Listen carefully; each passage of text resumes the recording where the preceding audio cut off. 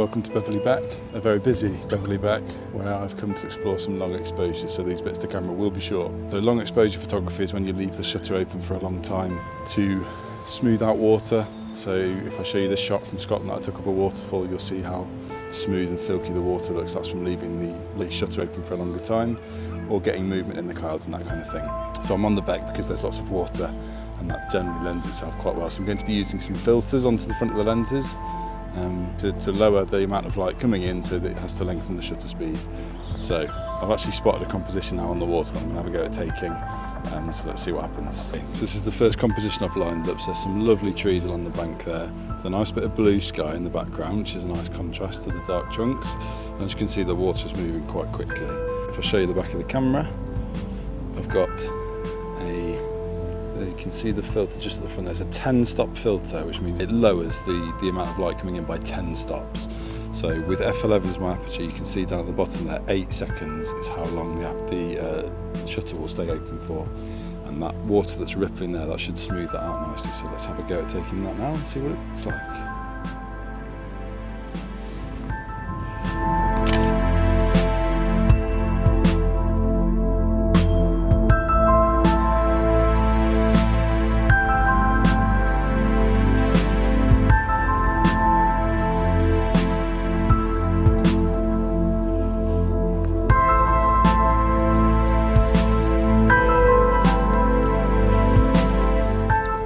Certainly getting better at talking in front of people, because there are people everywhere here today.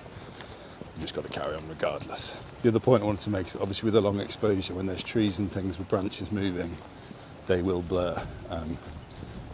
But on a windy day like today, we can't really help that, so just have to deal with that. The other option is to take 2 exposures, one with the trees sharp and one without, but today I'm just going to accept that they might be slightly blurred to give that effect of movement anyway. So if you've seen my other Beverley Beck video, you'll recognise these are some of the boats that I shot when I was on the other side of the river. Hopefully we're going to find some real interest, some mood, possibly some black and white shots with these long exposures.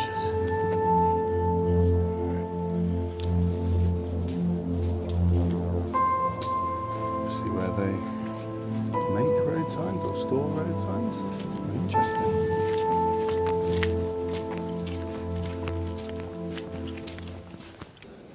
So I've just walked around the corner from the Beck to a part of the river where it comes around. There's lots of older boats with character, a little bit worn, but they look really cool. And there's one in front of me that I'm framing up for composition. But the issue is, it's windy, so it keeps moving. So I've already shot one, 13 seconds, and it's flattened out the water, but the boat is blurred. But I actually quite like the fact that like the railing is completely crisp. The distant fields where the sun's catching, that's really crisp. And then the boat is then moving and blurred. It's an artistic-y kind of looking thing, but I might shoot 2, one where I get the boat sharp and then the water, and I can blend those together as well. So, but no one obviously comes around to this bit, so it's pretty much just me, which is great news.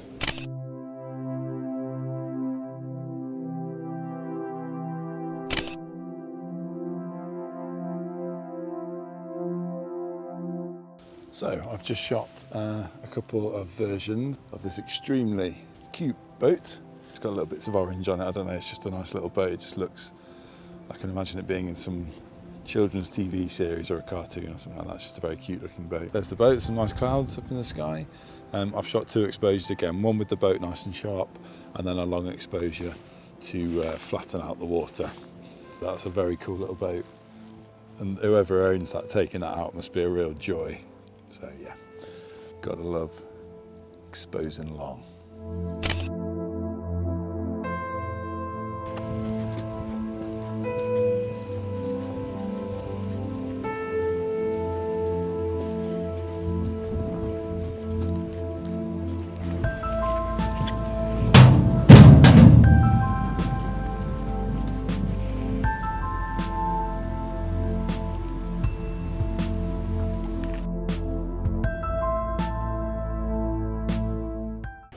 So I've just set myself up another shot here.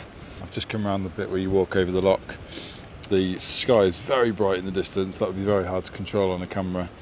or certainly with the long exposures. I've just brought the composition over to the right hand side of these two boats that are just catching some lovely light and the reflection on the water.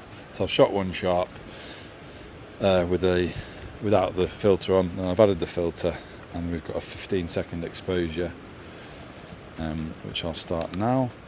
And the idea is that I will then blend the two images using Photoshop. So I'll take the sharp one of the boats, and then the background and the water will be the long exposure. So in the end with this image, I actually decided just to stick with the one exposure that was shot over 15 seconds. Even though there was some slight movement in the boat, I was happy that it still looked sharp enough for editing.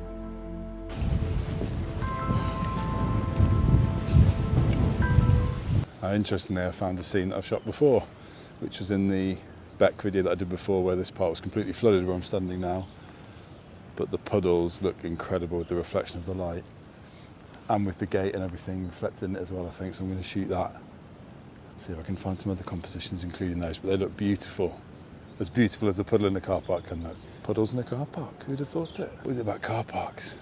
Obsessed. So got some compositions working here. I do think part of being a photographer is finding beauty, or one of the privileges of being a photographer is finding beauty in weird places. But these puddles with the reflection of the sky are really looking nice. I'll show you the back of the camera. That's one that I've just shot. That's the same gate I shot last time. And I've also got one with a telephone pole.